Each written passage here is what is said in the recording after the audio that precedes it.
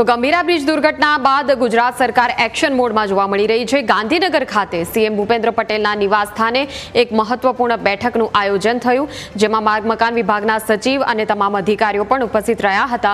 ગંભીરા બ્રિજનો તટસ્થ રિપોર્ટ આપવા માટે સીએમએ આદેશ કર્યો છે।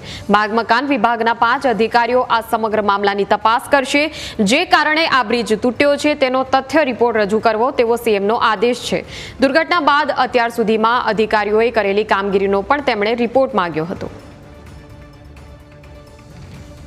તો માર્ગ મકાન વિભાગના 5 અધિકારીઓ આ સમગ્ર મામલાની તપાસ કરશે અને જેટલા પણ કારણો છે આ બ્રિજ દુર્ઘટના પાછળ એ તમામના તથ્ય સાથેનો રિપોર્ટ રજૂ કરવા સીએમ ભૂપેન્દ્ર પટેલનો આદેશ છે।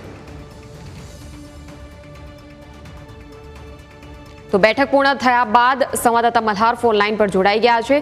મલ્હાર, બેઠક પૂર્ણ થઈ છે, કયા કયા મુદ્દે કેવા પ્રકારની ચર્ચા કરવામાં આવી? ચોક્કસથી મુખ્યમંત્રી નિવાસ સ્થાને જે રીતે ગઈકાલે આણંદ અને પાદરા વચ્ચેનો જે બ્રિજ તૂટ્યો હતો એ બ્રિજને લઈને આજે સવારે મુખ્યમંત્રી નિવાસ સ્થાને બેઠક જે છે તે મળી હતી। આ બેઠકની અંદર માર્ગ મકાન વિભાગના સચિવ સહિત અન્ય અધિકારીઓ જે છે તે ઉપસ્થિત રહ્યા હતા। ખાસ કરીને આ બેઠકની અંદર સરકારી જે સિવિલ એન્જિનિયર હોય તેઓ પણ આ બેઠકની અંદર ઉપસ્થિત રહ્યા હતા અને બ્રિજ કેટલા વર્ષો જૂનો હતો, તેનું સ્ટ્રક્ચર કેવું હતું, આ તમામ મુદ્દે આ બેઠકની અંદર જે છે તે ચર્ચા કરવામાં આવી છે। ગઈકાલે જે ઘટના બની હતી, જે ઘટના બાદ જે પ્રત્યદર્શીઓ જે સામે આવી રહ્યા છે તેમની સાથે પણ ચર્ચા કરવા માટે મુખ્યમંત્રી જે છે તે અધિકારીઓને સૂચના આપી છે।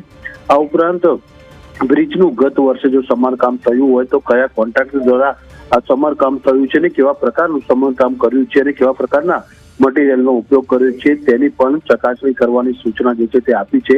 આ ઉપરાંત પ્રાથમિક રિપોર્ટ જે ગઈકાલ મોડી સાંજે મુખ્યમંત્રી સમક્ષ રજૂ કરવાનો હતો તે કેમ ન થયો તે મામલે પણ મુખ્યમંત્રી જે છે તે અધિકારીઓની પૂછપરછ કરી હતી। તે દરમિયાન અધિકારીઓએ પણ જણાવ્યું હતું કે ગઈકાલે જે છે તે ભરતી ઓટ મહીસાગર નદીમાં હોવાના કારણે જે છે તે તપાસ થઈ નથી શકી, જેના કારણે રિપોર્ટ જે છે તે તૈયાર નથી થયો। તો કે મુખ્યમંત્રી અધિકારીઓને એ પણ સ્પષ્ટ સૂચના આપી છે કે રિપોર્ટ તૈયાર કરતી વખતે કોઈ પણનું નામ અંદર જવાબદાર તરીકે હોય તો ચોક્કસથી તેના નામનો પણ ઉલ્લેખ કરો અને તેની કામગીરી કેવા પ્રકારની હતી તેનો પણ ઉલ્લેખ કરો, એટલે કે કોઈને પણ બચાવવાના નથી। જે પણ જવાબદાર છે તે તમામ લોકોનો રિપોર્ટની અંદર ઉલ્લેખ કરવામાં આવે તે પ્રકારની પણ સૂચના જે છે તે મુખ્યમંત્રી અધિકારીઓને આપી છે। જો કે મુખ્યમંત્રી સાથેની બેઠક પૂર્ણ થયા બાદ અત્યારે જે છે તે માર્ગ મકાન વિભાગના સચિવ દ્વારા જે છે તે બેઠકનો દોર જે છે તે શરૂ કરી દેવામાં આવ્યો છે। અત્યારે માર્ગ મકાન વિભાગના જે સચિવ જે છે તે તેમના દ્વારા સતત એક પછી એક બેઠક જે છે તે લેવામાં આવી રહી છે અને આ ઘટનાને લઈને પણ જે તપાસ જે છે એની કેવા પ્રકારની તપાસ ચાલી રહી છે તે સમગ્ર મામલે જે છે તે જાણકારી અત્યારે માર્ગ મકાન વિભાગના સચિવ હાંસલ કરી રહ્યા છે। બિલકુલ, આભાર મલ્હાર સમગ્ર માહિતી બદલ।